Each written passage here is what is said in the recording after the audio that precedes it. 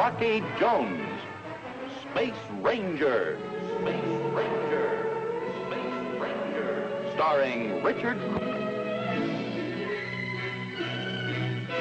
in Bobby's Comet, Chapter 1.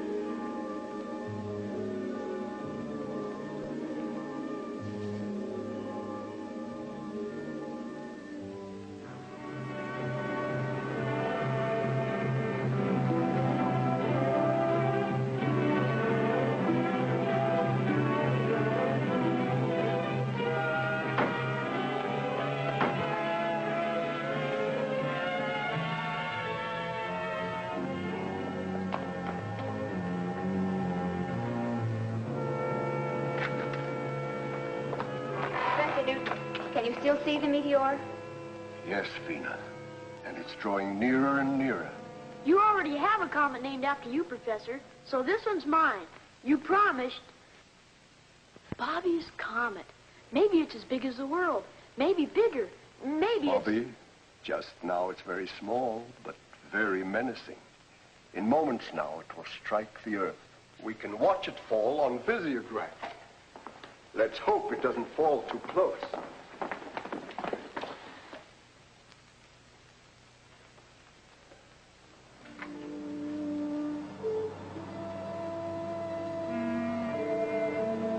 Gosh, Vina, it'd be a dirty trick if my comet landed on top of us. There's no sound to a comet or a meteor. I'm going to get a closer view of the telescope.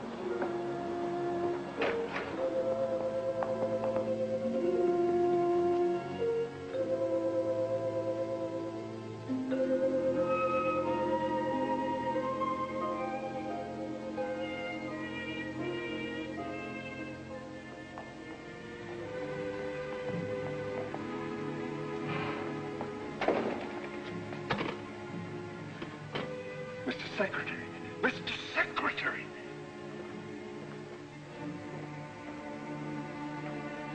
Yes, Professor, what is your latest observation of the meteor approaching Earth? It isn't a meteor, it's a rocket, a man-made weapon. One moment, please. Marshal, our latest tabulation, quickly.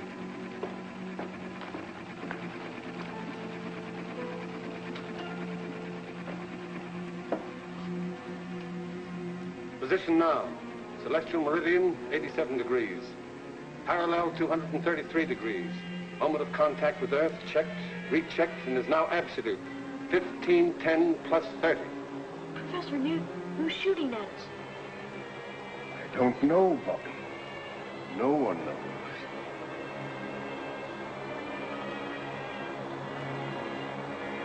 $45 seconds to go, sir.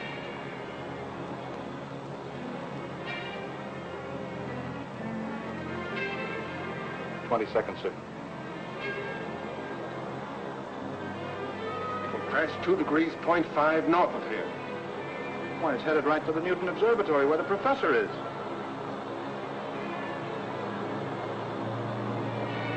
Only 7 seconds more, sir.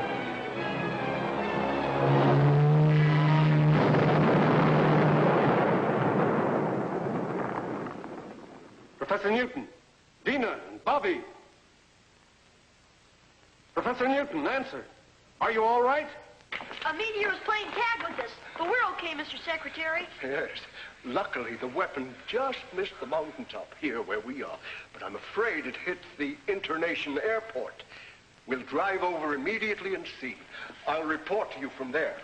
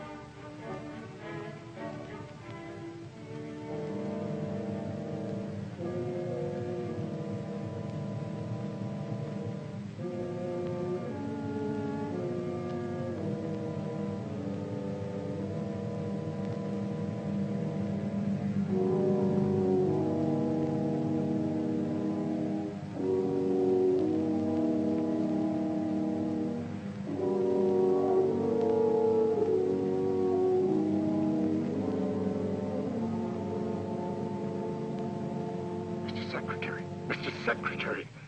Yes, Professor. Did you find where it landed? Just as I said, the airport. It barely missed the landing strip. Fortunately, no one was hurt. I'll order equipment to lower me into the crater.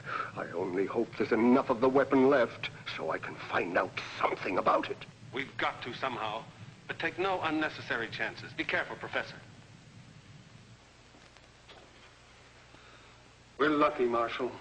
If this is the start of a bombardment of Earth, their first shot was wasted. Where's Rocky Jones? That's Rocky in his orbit jet, sir. Rocky isn't convinced that Griff is dead, so he's patrolling the Asiatic region to be on the lookout. Right?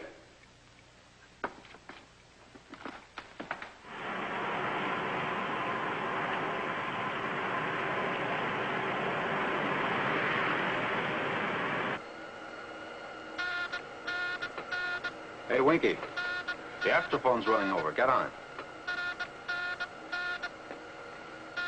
Office of Space Affairs to XV2. Calling Space Ranger Rocky Jones. This is the XV2 to Office of Space Affairs. This is Rocky Jones. Cancel your patrol, Rocky. Report back immediately. Yes, sir. We should make it by 02:14. Over and out.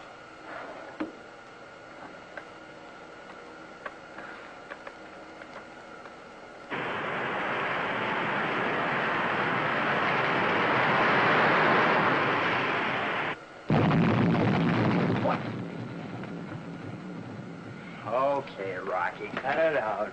Cut out what, Winky? You know what. You backtracked into our sound wash and woke me up. Well, maybe Secretary Drake will give you office duty at our Tibet Observatory. 40 below zero. That's fine sleeping weather. Oh, no, anything but that. I'll stay awake. What in the name of space? What is it? What was it?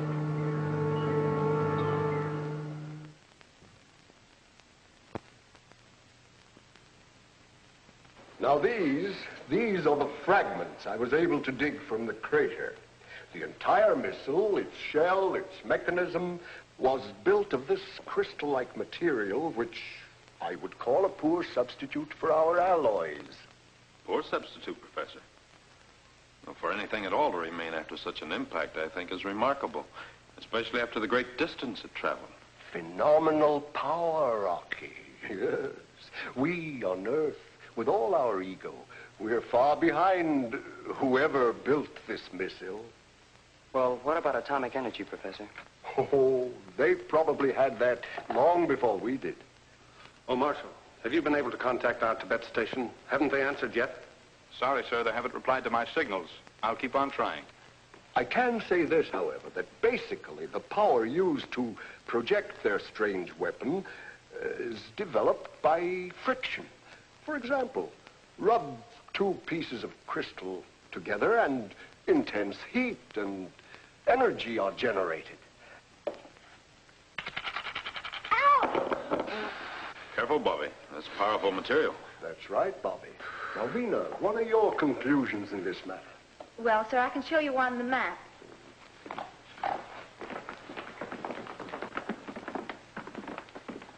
By backtracking the constant arc of the orbit, since you first saw the missile, it could only have come from here, Jupiter's moon. Fornax. Well, I can hardly believe it. Professor, that moon was so hot it was used to coin our word furnace.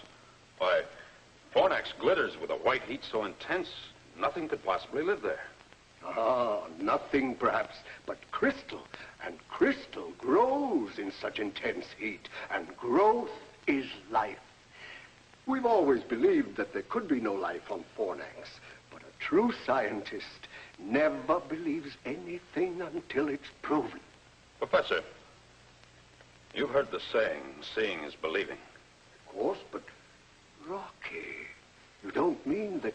Exactly. We'll see for ourselves. You're a brave lad, Rocky. It will be a dangerous mission, but oh, what an exciting and worthwhile adventure. Professor Newton believes they need our ores and alloys for metal, just as we would like to learn about their great wealth of energy. Well, what do you think, Rocky? Can we make it? It'll be a rough hop, Winky. From right here to right there. And we'll be out of the traffic area all the way. Mm-hmm. Well, where's our refueling station? Winky. Right here to right there. Oh. You mean if we're lucky? Stand by for report to headquarters. Mr. Secretary, we've made contact with the Tibet Observatory. Secretary of Space Drake asking information on missile which crashed in your area. Approximate time 1300. I saw it land, Mr. Secretary, and dispatched the Rangers stationed here to investigate. Regardless of what they find, you are to report simply that a meteor fell. I don't want the real story to leak out. What is the real story, Mr. Secretary? 2 missiles with fantastic power have been projected to Earth from Fornax. Fornax? Professor Newton is certain that the planet is rich in an energy greater than atomic. Brief your Rangers when they return. This information is not to be made public until Rocky returns from an explorative flight and we can stake a claim. Very well, sir. Now, don't interfere in this, Griff. You haven't got a chance. So Fornax is a rich prize, eh? And Rocky's going to stake a claim for Drake. Well.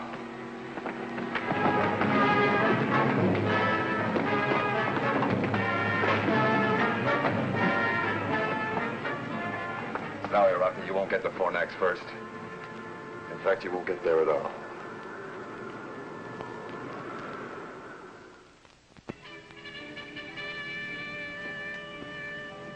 If we can blast off by 0730, planetary positions will be at their best. Rocky, I've been nailed to desk duty long enough. May I make the hop? I wish you could, Marshal, but Professor Newton must go to handle the scientific end. Vina will assist him and relieve Winky as navigator. That's my crew. Maybe next trip. Rocky! What about me? Not this trip, Bobby. But Rocky, I'm getting to be a real big guy. I'm growing and putting on weight every day. Gosh, and my muscles are... Sorry, Bobby. It's a long hop. We have to conserve all space and weight. I was only kidding, Rocky. You know I'm just a little fella. Gosh, I hardly weigh anything. Really, I'm anemic. Bobby is more valuable to me than his weight in instruments. Crew members prepare for blastoff. Bobby, get to work. Roaring rockets, you mean I can go along? That's what I said. Yes, sir.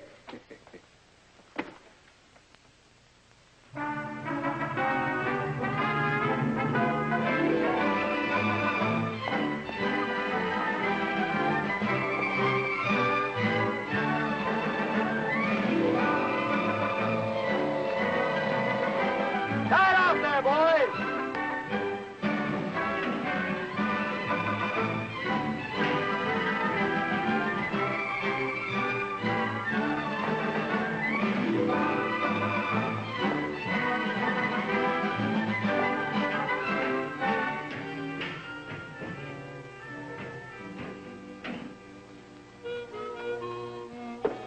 She's stripped of all weapons except the bow missiles, Mr. Secretary.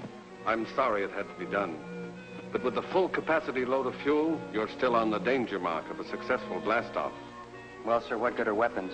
If the folks on Fornax want to fight and they have as much power as the professor says, then anything we'd have would look like so many pea shooters. Quite right, Winky. Ship ready for blastoff, sir. The ground crew is ready too, Rocky. The propulsion necessary to get you off Earth is 20 tons against a power setting of 8. The acceleration thrust will be G4.6. Shall I alert the blastoff synchronizer, sir? I'll do it, Winky. Take positions.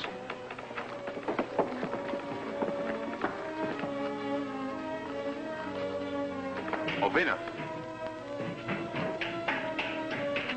I know what you're going to say, Rocky. With an acceleration of G4.6, there will be a shock which will cause us to black out. Don't worry, Rocky. Professor Bobby and I are up to it. We'll be the best crew you've ever had. Thank you, Vina. Switch on blastoff synchronizer.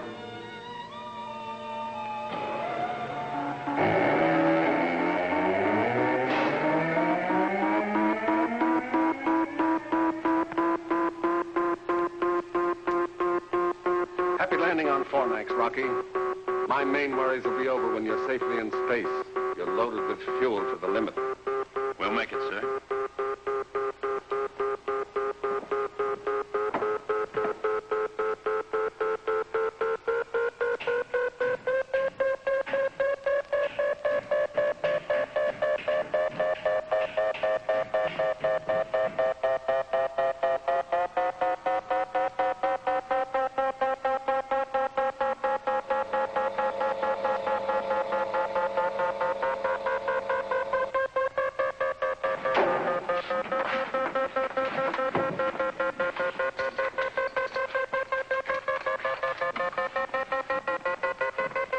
Pleasant dreams back there.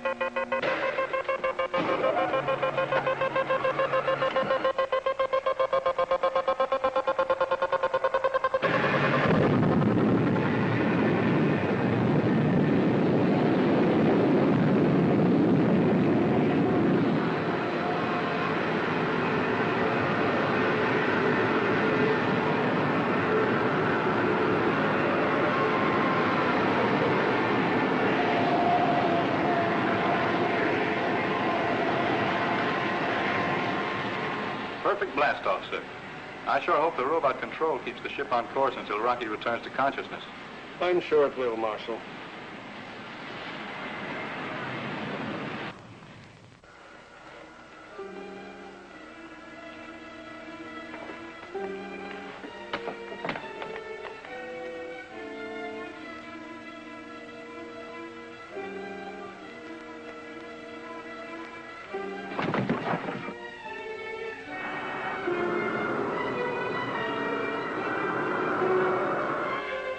What's happened? They're in a crash dive.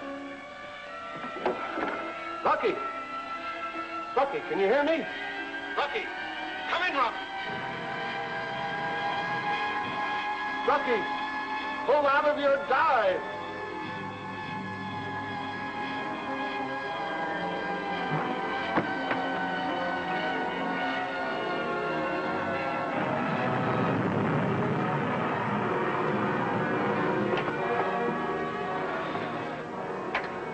Blast off successful. Ship under manual control. Out.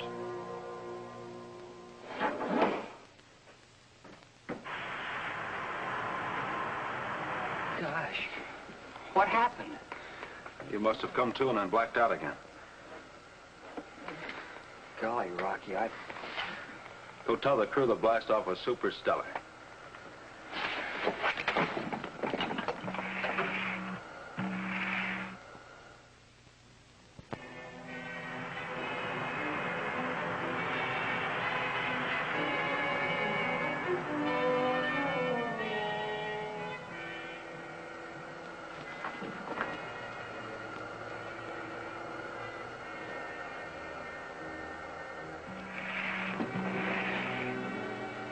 How do you intend to land on Fornax, Rocky, in case there are no landing facilities? Or do we face that problem when we come to it? No, Vena. If the professor is right, and he usually is, won't find the necessary steel for a blast-off cradle, so our best bet is to attempt a landing on the tail section. Then we'll be ready for return flight. Sir, radar scope shows the reflection of a spaceship in the vicinity. State our flight license. As for identification. XV2 on license flight 4, 540. Please come in and give flight license. XV2 to unidentified spaceship. Please give flight license. XV2 to unidentified spaceship.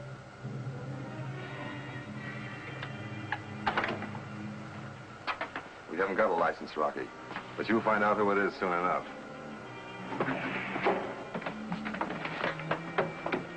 Griff, huh? Right. Take your battle stations.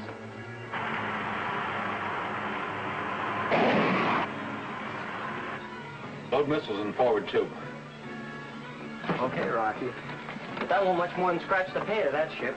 I know. Our only chance is to climb up into the rocket wars and score a direct hit in the tubes. That's going to be awful hot work and awful good shooting.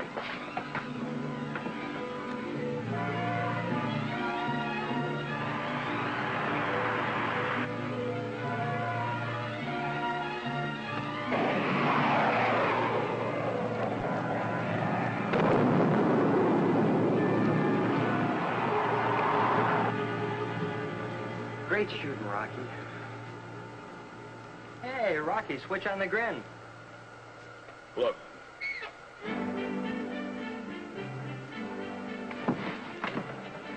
Call the crew forward, Winky.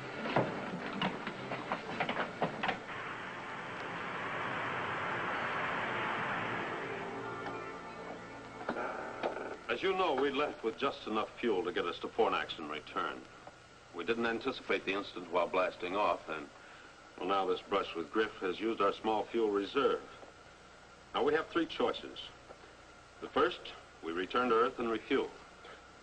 You won't get my vote on that, Rocky. Nor mine.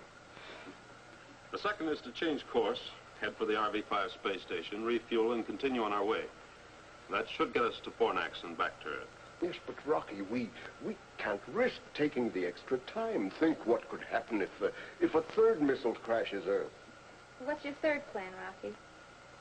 Without further incident, we can probably make Fornax, but then we gamble. Does that moon really have life? And if so, can its inhabitants supply the power to get us back to Earth? You know how we're voting, Rocky. That goes for all of us, Rock. You see, even the orbit jet agrees. Can't get her an inch off course.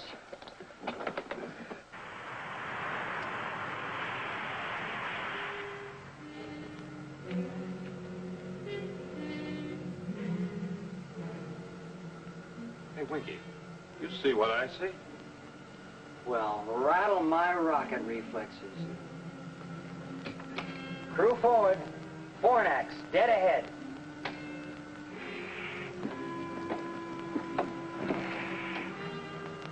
Mighty meteor. It's terrific. But sort of creepy, too. How many times have I watched and studied Jupiter's moon in the telescope? And now I'm going to land on it. Part of that moon looks like millions of diamonds. That starts to confirm your theory, Professor Newton. Prepare for landing. Take positions and check each other's safety harness.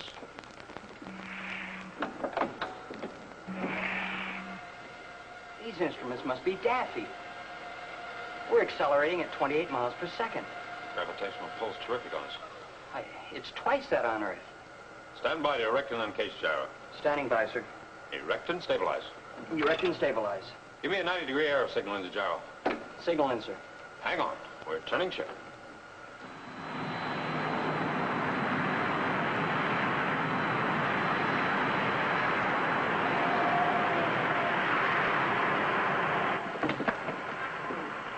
Set power, counteract gravitational pull.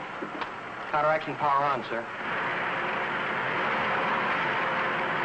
Give me 3G boost, Winky. 3 Gs. Give me an altitude count down. 65,000. 55,000.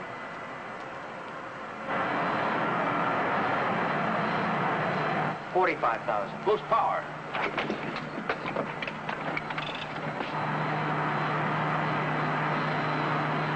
Give me more, Winky. More! Full power, Winky. Come on, got it. Full power on, Rocky, but we can't keep this up. What's our emergency tank? We're already on it.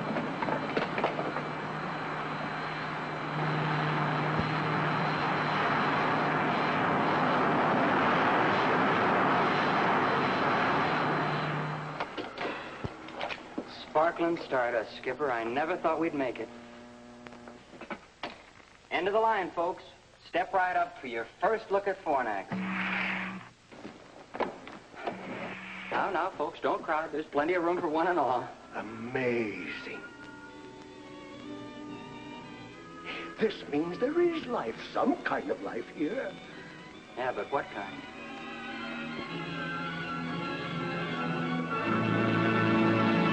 Week, same time, same station, when we again take you into outer space for further adventures with Rocky Jones, Space Ranger.